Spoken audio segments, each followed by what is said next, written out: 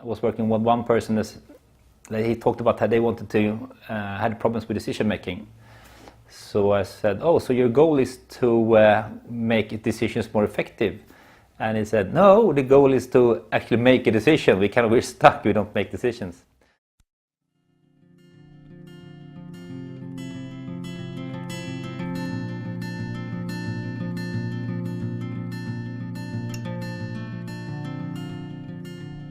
So quite recently, for example, one pattern that I've been using is really being explicit about separating governance and operations.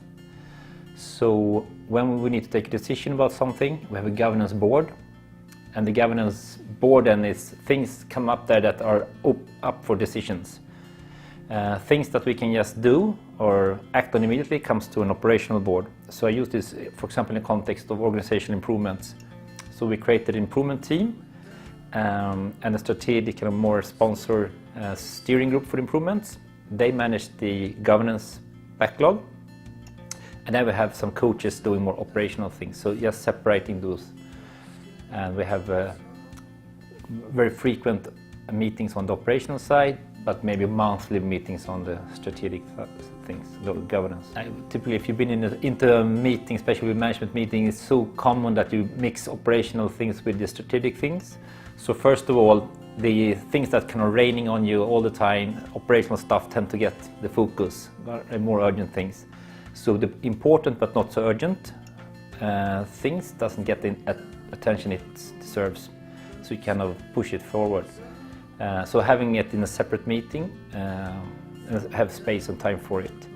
Also, even if you were to manage, like having now kind of this detailed operational, now this strategic thing, it's totally different mindset you need. So shifting from here and now, very tactical things or doing, to more long-term, wide things is very difficult to do in a meeting, and jumping back and forth is not effective. A pattern using teams mainly is consent decision making. Because if you want to take decisions, in most organizations it's a bit tedious. Like either if you have a manager that has to make the decision, you have to do a lot of lobbying, discussion, understanding how to get to that manager and how escalate the problem and so on. Or if you have more consensus-based, it will typically take a very long time, and often it kind of comes down to compromise that no one really thinks is very good or have the passion to implement. So instead, using consent and having then an agile mindset towards decisions. So thinking that all decisions are really becoming experiments, and having them as a good enough for now, safe enough to try, experiments. And this is exactly how we do product development in Agile. So you're tweaking the product and adjusting it, and everything is an experiment. So applying that concept to also the organization and decision making on how to work together. And that kind of frees up these analysis paralysis or not coming to a decision.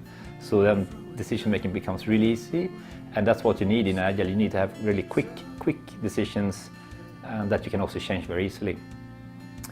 And I train people a bit in the consent decision making, but often they come back and say, oh, I haven't really learned how to facilitate it yet, but just the understanding of that it's good enough for now, safe enough to try, it's an experiment, just that total kind of frees up the decision making, so people start taking lots of quicker decisions. Well, one example, I have many examples, but one example, I was working with one person that he talked about how they wanted to had problems with decision making. So I said, oh, so your goal is to make decisions more effective? And he said, no, the goal is to actually make a decision. We're stuck, we don't make decisions. So after explaining the concept of consent, he came back and then he said, oh, you know what happened? We took 3 decisions in 10 minutes. In traditional organizations, since it takes so much time to take a decision, we tend to want to take the whole thing in one go, right?